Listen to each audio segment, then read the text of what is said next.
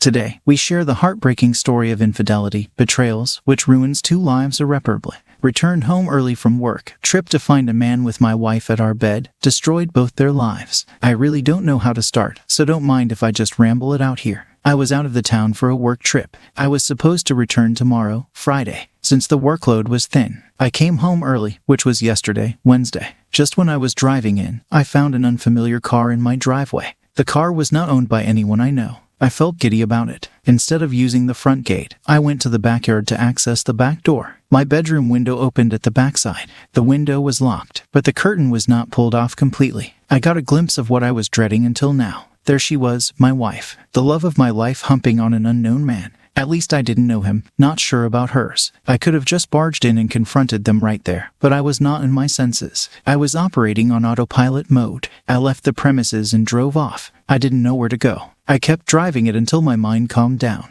I parked my car on the sideways and sat inside for hours, not knowing what to do. I had to discuss this with someone but didn't want to open up with any family member or so. One of my close friends, Andy, lived next town. I drove off to his place. I had other friends too who lived close by, but Andy is my comfortable place where I can vent without the fear of any judgment. Andy and his wife have always known me. Seeing my miserable face, she left me alone with Andy and a few bottles of whiskey. I vented out for hours. I was so heartbroken and drunk that I don't remember when I passed out. I woke up straight this afternoon, losing the sense of date and time. Andy made me something to eat. His wife was off to work and he was working from home. He suggested I speak to a counselor first, or at least talk it out with my wife. With that, I realized that I had switched off my phone after leaving the house yesterday. I switched it on and there were a few messages from Stacy, my wife. It was basically asking about my day and at what time I would be going home tomorrow. Amidst all this, I forgot that Stacy and I were to go for a week-long hiking trip and we were to leave tomorrow night.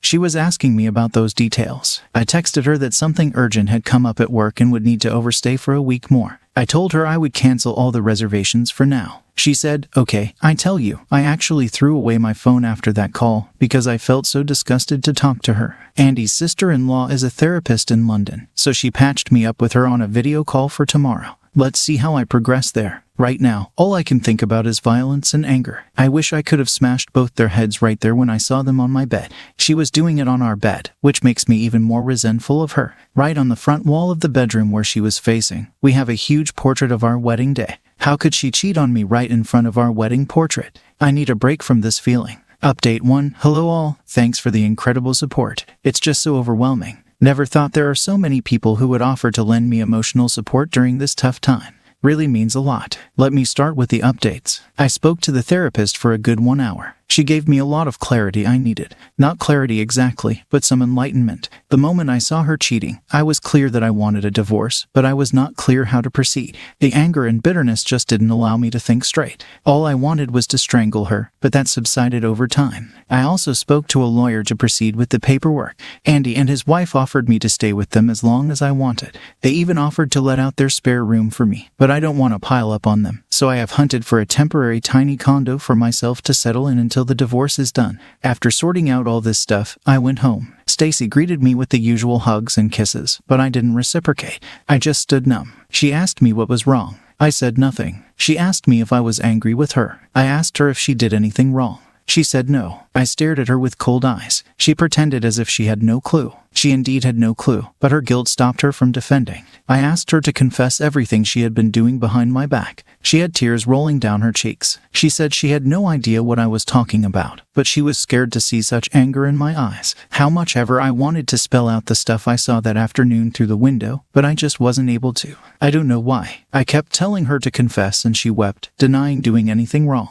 I stood up, packed some of my essentials and left. She tried to intervene and stop me many times when I was packing and leaving, but every time I asked her to confess and she backed off. It was such a terrible situation. I was choking and struggling for breath. I left the house to go to Andy's place, but for the next 1 hour, I kept loitering around the town. Stacy was calling me constantly and I wanted to talk it out with her. Call it my anger, ego, or whatever, my mind was just so unstable. After 2 hours and hundreds of calls, I responded. She requested me to come home and that she was ready to confess. I drove back. Again, when I reached home, she hugged me crying profusely. She asked me if I was angry because she went out drinking last week without telling me about her girls' gang and came home smashed. Our next-door neighbor had seen her returning home at 3. She thought he would have told me. I said I had no idea about that girls' night thing. She said it was supposed to be a girls' night, but Becky, her friend, brought a couple of guys and one of them offered to drop Stacy home because she was too drunk to drive herself. I asked her if that was it. She said yes and kept saying, "Sorry for not informing me about that night."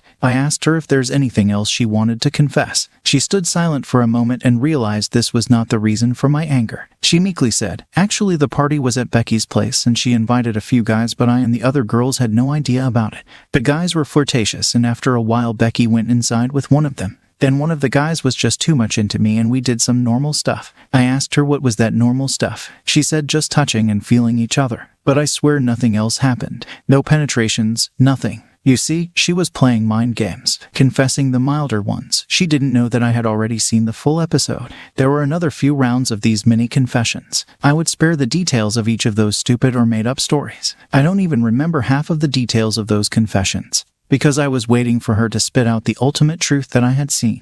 After she was done with her cover-up confessions, I asked her, "Which of these guys you were fucking up on our bed last Wednesday?" She froze. She was like, "There must be some misunderstanding." I was done with her lies that I yelled out, "I have seen it." She let out the tears of defeat and helplessness, and then narrated the entire thing. It all started at a girls' night out where there were a bunch of men. They approached these women. They partied together. While returning home, Becky invited them to the after party at her home where Stacy and the other girls were heading. On reaching home, Becky took one of the guys to her room. It was awkward for others, but eventually, everyone got comfortable and Stacy hooked up with another guy. Since then, she has been seeing that guy at Becky's place and sometimes calls him home when I'm away. Stacy's phone was ringing throughout. When we were done talking, I asked her if it was him. She nodded. I responded to the call. AP on the other end. After hearing my voice say, "Maybe I dialed the wrong number," I said, "No man, you have dialed the correct number. Now your wife would get a call from me." He hung up. Stacy pleaded not to involve AP's wife. Until then, I had no idea that he was married. I just shot in the dark and it landed in the right place. I asked Stacy for her details. I forced her to call AP's wife and come clean. After a lot of crying and resistance, Stacy called her and confessed. A few minutes after she hung up, she got a call from AP. I asked her to answer. She answered. AP on the other end yelled at her for destroying his marriage. Stacy cried and said she was sorry about everything, but she had to do whatever I said to save her marriage. AP said his wife was packing her stuff and leaving the house, threatening to divorce and ruin him, and it was all Stacy's fault. After the phone call, the room felt like a Holocaust chamber, cold and suffocating. She tried cuddling me and suggested we take a vacation to rekindle our relationship. She mistook my silence for forgiveness. I said I have found a place for myself and also hired a lawyer to serve her. She was astonished to hear this, and gasped for air. She said she did everything I asked her and even ruined AP's marriage to save ours. I almost laughed when she said this. I left the house asking her to vacate it or I can transfer the lease in her name. She acted devastated, but I still left. After that, I got several calls from her parents and mine. She had told them I'm divorcing her over minor disagreements and asking them to talk me out through this. I didn't reveal anything to my parents, just told them I'm not going to change my mind. But I told her dad the truth and that man stood by me. He said I should do whatever I feel right and he's with me and would love me always. His words made me emotional and I cried out on the call. I felt quite relaxed after that. His support gave me much-needed assurance. I'm living in Andy's spare room for this week. I'll get possession of the condo next week and hopefully by then, Stacy will be served with the papers. That's all the update I have for now. Second story, my GF cheated on me. What should I do? My girlfriend and I have been in a relationship for the past 3.5 years, knowing each other for more than 4 years. Everything in our relationship was going well, filled with love and happiness. We are both college students, and I live in an apartment off campus. We practically lived together for 4 days a week, creating beautiful memories that made it feel like home whenever I was with her. I am generally a jolly and happy person, while she tends to be a bit more reserved and sad. I loved making her smile, and bringing joy to her day was incredibly fulfilling for me. She often mentioned how being around me made her forget all her problems, but she also desired more mature conversations and occasional quiet moments. To cut the story short, about 4 months ago, she met a guy on a bus, someone she knew as a childhood friend. They exchanged numbers and started talking. Although I initially had no issues with this, things took a turn when the guy expressed his love for her during a conversation I overheard. I asked her not to talk to him and to avoid disclosing that she was in a relationship with me. She agreed to clear things up with him, but she still enjoyed talking to him. Over time, I noticed that he sent her romantic messages on Instagram, to which she didn't respond initially. However, I later discovered that she sent him something similar. At that time, I was in my hometown, and she was in hers, so we couldn't discuss it immediately. When we reunited, everything seemed fine, and I overlooked the issue. Recently, she went out of town to be with her family, coincidentally where the guy was also present. They met for coffee, but things escalated, leading to a kiss and eventually them being intimate. She admits to having developed feelings for him and claims she only wanted to meet him. But things took an unexpected turn. She feels remorseful, crying day and night, insisting she loves me more than anything. I am shattered, unable to trust her anymore. Despite wanting to break up, the love I have for her holds me back. Whenever I close my eyes, I visualize the intimacy between them. I'm torn and confused. What should I do? Third story. My ex-fiancé cheated on me and left me to raise our son on my own. I encountered Chris at the age of 17, shortly after leaving an abusive relationship.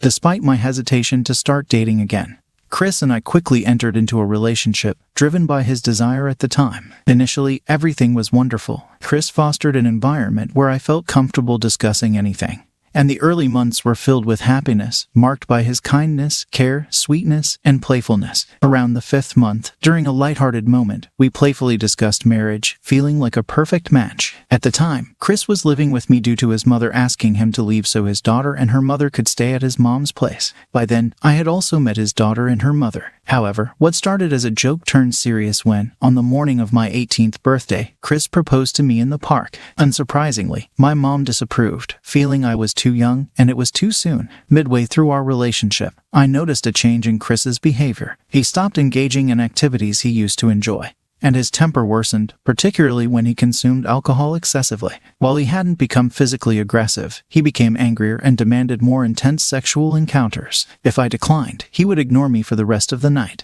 Acts of affection, such as buying flowers and planning dates, ceased, and his tone shifted from happiness to annoyance. Remarkably, during our discussion about these changes, Chris asserted that I was the one who had changed. According to him, I wasn't confiding in him anymore, leading him to believe I didn't care. I was genuinely shocked and recall asking how I could change to rectify these issues. Additionally, I addressed his drinking problem, expressing concern about its impact on his health and the aggressive behavior it triggered. Despite having that conversation and his promise to cut back on drinking, nothing substantial changed. I vividly remember a moment when he was drunk, choked me, and I blacked out briefly. He, however, refused to believe he had actually done it. A week before my 19th birthday, I discovered I was pregnant. Despite the challenging circumstances, I felt a sense of joy since I had previously been told by my doctor that I couldn't have kids due to health problems.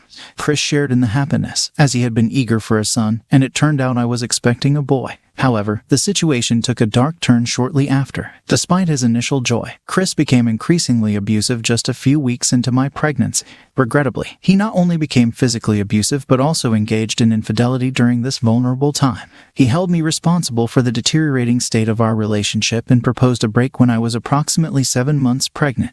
Despite still sharing a living space, the primary intention of the break was for him to seek assistance. However, instead of pursuing that path, he engaged in infidelity, first with one of the older women in the neighborhood and then with someone else. Astonishingly, he went on to tell the new girl that I was the one who cheated and that the baby wasn't his. On the same night he left to cheat, he blocked my number and never disclosed the truth to his mom. She remained unaware until I personally informed her and presented evidence through messages. I ended up giving birth with my mom by my side, as he was absent, and subsequently took legal action. Since he wasn't listed on the birth certificate, I discovered I wasn't obligated to seek child support, a choice I deemed better for both me and my son. This decision not only spared me from a highly toxic individual in my life, but also alleviated concerns about my son spending weekends with a neglectful parent prone to anger issues. That essentially summarizes how my ex-fiancé cheated on me during pregnancy, ultimately leaving me to raise my son independently. Surprisingly, I find myself somewhat grateful for his departure. Thanks for joining us on this chapter of Relation Tales.